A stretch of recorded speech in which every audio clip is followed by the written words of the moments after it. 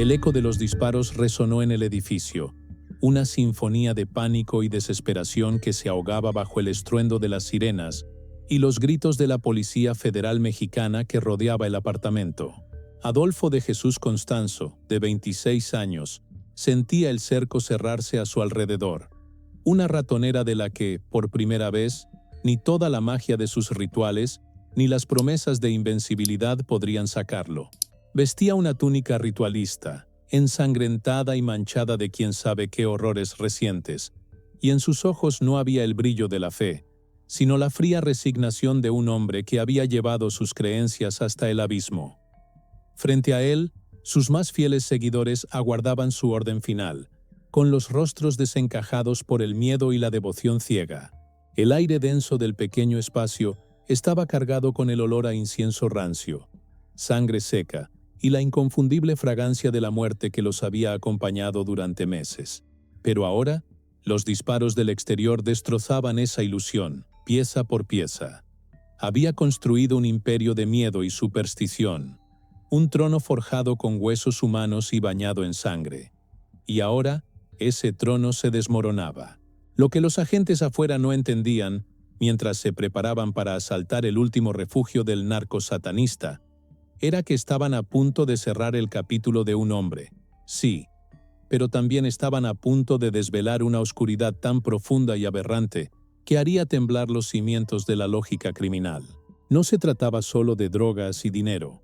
Se trataba de una perversión de la fe, una manipulación tan grotesca que dejaría una cicatriz permanente en la historia de la delincuencia mexicana. Era el 6 de mayo de 1989 en la Ciudad de México, y Adolfo Constanzo estaba a punto de escribir su sangriento epitafio.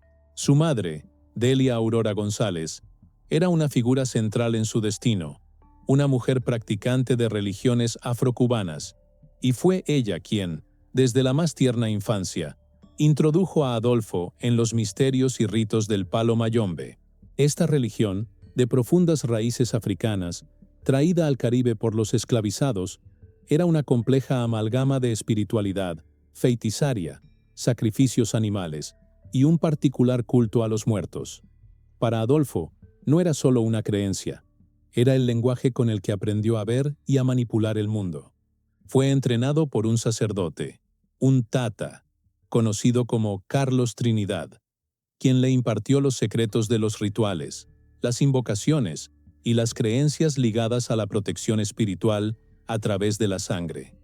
Adolfo absorbió cada lección, cada conjuro, cada uso de las fuerzas invisibles que, según le enseñaron, podían ser controladas.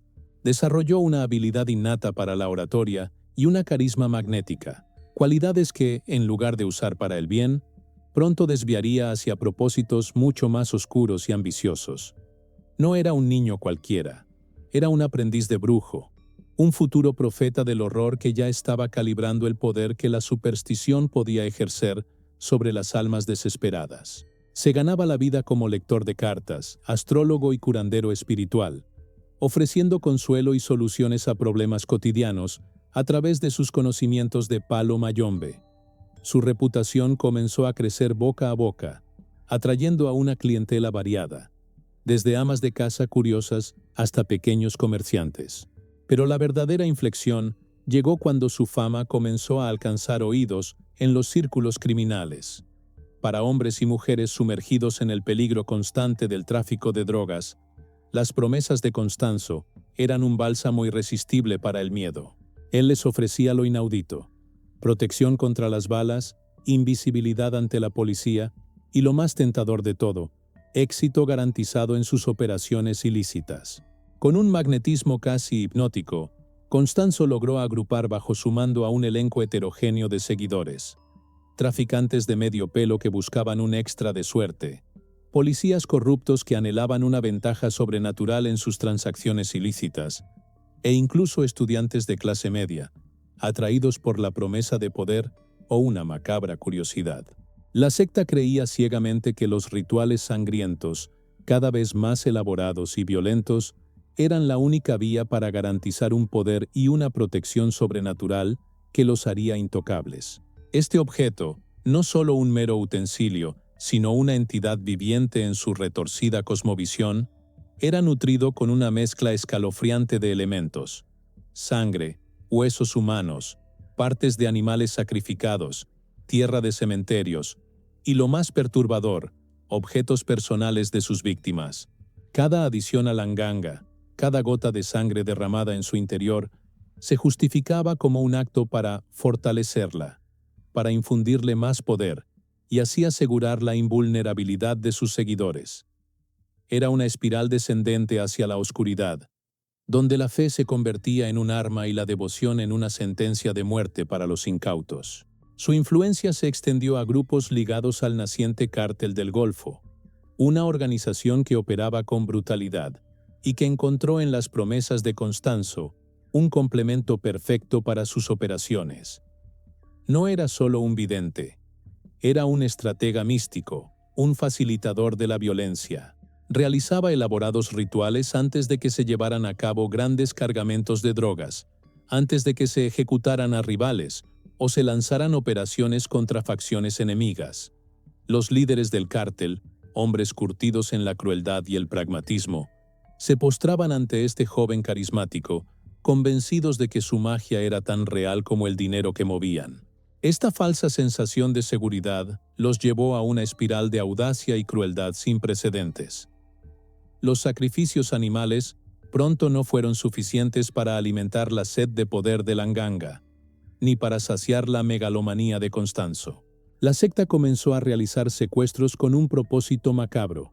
Sus víctimas, elegidas al azar o por capricho, eran destinadas a los rituales de sacrificio humano, creyendo que la vida de un ser humano, derramada en su altar, otorgaría un poder inconmensurable a la nganga y, por ende, a ellos mismos. Las prácticas de la secta no se limitaban a los asesinatos ceremoniales. Incluían mutilaciones y el uso de los restos mortales de las víctimas en la nganga y otros artefactos de palo mayombe. Los cuerpos eran desmembrados, sus órganos y huesos utilizados en grotescas preparaciones, todo ello bajo la dirección de Constanzo, quien se presentaba como el sumo sacerdote de esta sangrienta liturgia. La frontera entre el fanatismo religioso y la psicopatía pura se había disuelto por completo, dejando un rastro de horror que desafiaba cualquier comprensión humana.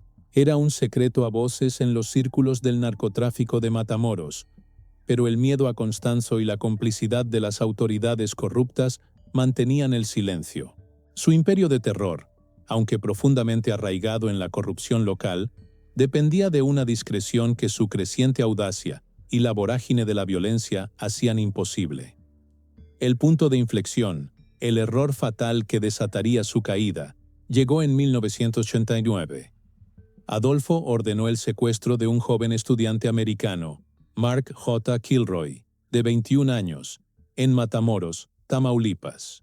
Kilroy, que estaba de vacaciones de primavera con amigos, simplemente se encontraba en el lugar equivocado en el momento equivocado. Una víctima inocente que fue secuestrada de la calle y llevada a las entrañas del infierno de Constanzo. Fue asesinado en uno de los rituales más depravados para, como siempre, fortalecer la nganga y la protección de sus operadores. La DEA y el FBI se involucraron directamente, exigiendo una movilización policial masiva y una investigación exhaustiva por parte de las autoridades mexicanas. Este fue el catalizador que finalmente desenmascaró la secta y sus atroces crímenes. Lo que había sido un oscuro rumor en las sombras de Matamoros, ahora se convertía en un grito ensordecedor que clamaba justicia. Se encontraron cuerpos enterrados indiscriminadamente, algunos con signos de mutilación y tortura, altares dedicados a la oscuridad, instrumentos ritualísticos macabros y vestigios de sacrificios humanos y animales por doquier. Las imágenes del rancho, con sus calderas llenas de restos orgánicos y sus símbolos esotéricos, se extendieron rápidamente por los medios de comunicación, conmocionando no solo a México sino al mundo entero. El horror del narco satanista ya no era una leyenda, era una cruda y espantosa realidad. Entre ellos estaba Sara Aldrete, conocida como La Madrina, una joven inteligente y carismática que se había convertido en su principal cómplice y mano derecha, asumiendo el papel de sacerdotisa y reclutadora.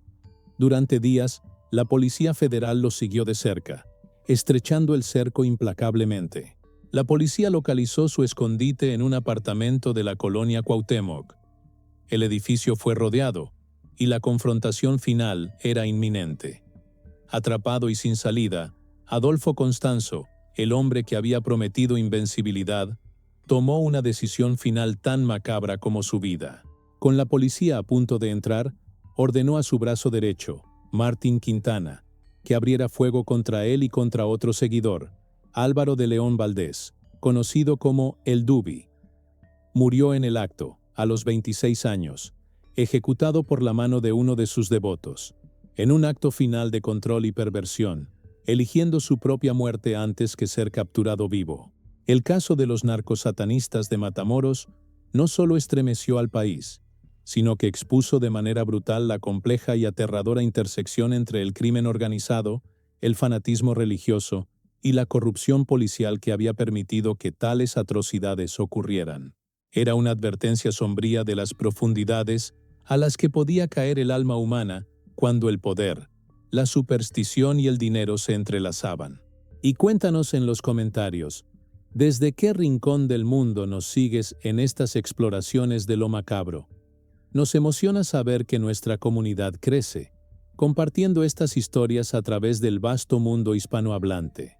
Se convirtió en uno de los episodios más macabros y resonantes en la historia criminal de México, dando origen a innumerables documentales, libros, series y películas que intentaron desentrañar la mente del padrino de la Matamoros. Fue este caso el que popularizó el término narcosatanismo, acuñando una nueva categoría de horror para describir la fusión entre el tráfico de drogas y las prácticas rituales oscuras.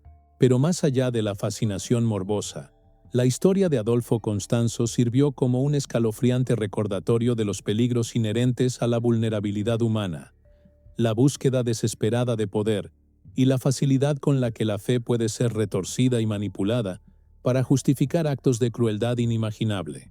Su historia no es solo la de un criminal, sino la de un brujo de la sangre que prometió la invencibilidad y solo entregó muerte, demostrando que algunas formas de poder no se compran con dinero, sino con almas, y que el precio de esa transacción, al final, siempre es el más alto imaginable.